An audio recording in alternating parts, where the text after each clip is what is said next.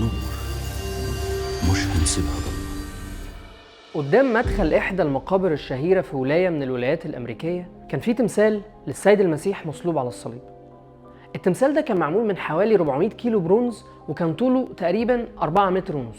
التمثال ده اتعمل واتحط قدام مدخل المقابر دي سنة 1930، ووصلت تكلفة صنع التمثال ده 10,000 دولار وقتها. وفضل التمثال موجود مكانه لأكتر من 50 سنة لحد ما قرروا مجموعة من اللصوص إن هم يخلعوه من مكانه ويسرقوه. بعد البلاغات والتحقيقات الشرطة اكتشفت إن اللي سرقوا التمثال قطعوه حتت علشان يقدروا يبيعوه كقطع من البرونز. هم للأسف ما شافوش فيه قيمة غير كده، والتمثال اللي كان معمول سنة 1930 ب10,000 دولار بيتباع بعدها ب50 سنة بأقل من 500 دولار، لأنه فقد قيمته الحقيقية. لأن القيمة الحقيقية ما كانتش في البرونز، القيمة الحقيقية كانت في الصليب. الثمن الغالي كان في الصليب، ولما ما بقيش فيه صليب ما بقيش فيه قيمة للبرونز.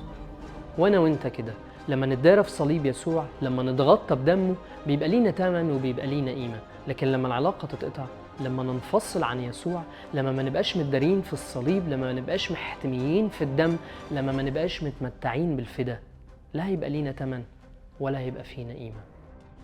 عشان كده انا عايز اقولك اتدارى في صليب يسوع، احتمي فيه وافتخر بيه واعرف قيمته الحقيقية.